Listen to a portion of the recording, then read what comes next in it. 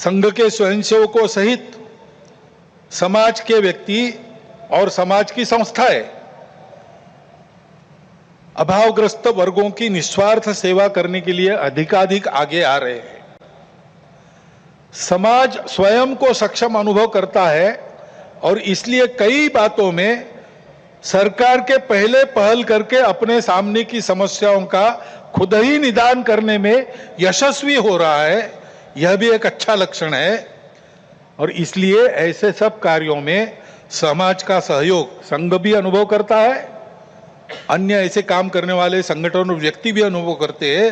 प्रत्यक्ष सहयोग और सहभाग इसकी इच्छा समाज में बढ़ रही है और बुद्धिजीवियों में भी अपने देश के हमारा कोई स्वतंत्र अलग ऐसा कोई प्रतिमान, ऐसा कोई मॉडल हो सकता है क्या, इसकी खोज करनी चाहिए, ऐसा चिंतन बढ़ रहा है। क्योंकि भारतीय चिंतन दृष्टि एक विशेष है।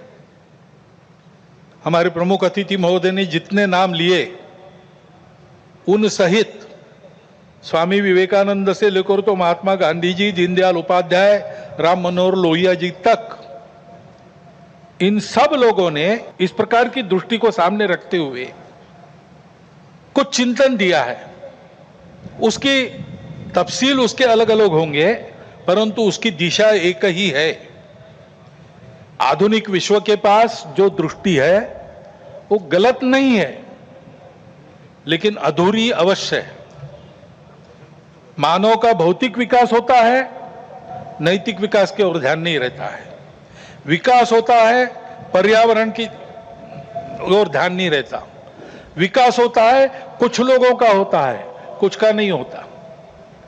आज अमेरिका का जीवन विकसित माना जाता है, उसको आदर्श मानकर हम चले भारत के लोग, और हमने चाहा कि भारत अमेरिका जैसा जीवन जिए। तो कुछ अभ्यासक कहते हैं हिसाब करके ऐसा जीवन जीने के लिए और 5 पृथ्वियों की आवश्यकता लगेगी। ये विकास कैसे होगा?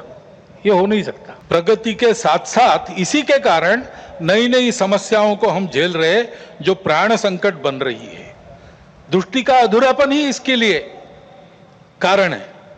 हमारी दृष्टि है, हमारी दृष्टि भौतिक विकास के साथ साथ मन, बुद्धि और आध्यात्मिकता का विकास कर सकती है, करती है। व्यक्ति के साथ साथ मानव समूह और सृष्टि का भी विकास साधने वाली हमारी दृष्टि है।